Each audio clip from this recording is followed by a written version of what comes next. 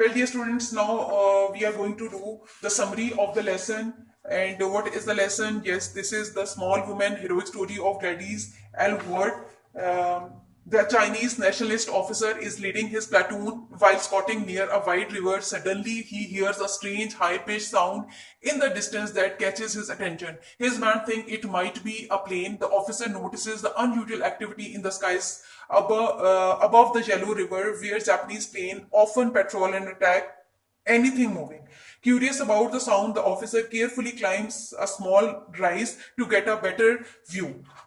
Then what happened? Using a binoculars, he sees a surprising slightly a large group of children sitting in a circle by the river bank, singing loudly and happily, with some playing in the shallow water. The officer signals his man to wait cautiously, suspecting it could be a trick since the area is dangerous and supposed to be cleared of refugees. The children, however, are clearly Chinese refugees who were,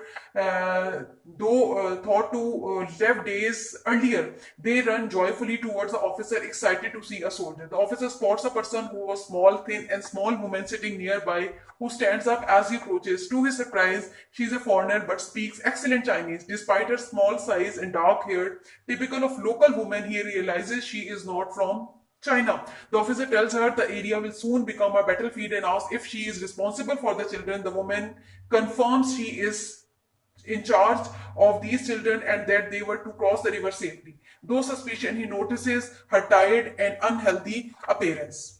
They discuss crossing the river, which will require a boat and multiple trips. With the risk of attack from Japanese planes, the woman insists they must cross. The officer reassures her that the people on the other side will still have food despite the danger. He whistles, and in response, two people on the opposite side bring a boat to ferry all these children across. Grateful beyond words, the woman thanks the officer, and he notices she looks ill and advises her to see a doctor once they reach safely. She insists she will be fine once they are inside. The soldiers ferry the children across in three trips, helping the woman board last. As the boat leaves, the officer orders his man to salute the children and wishes the woman good luck.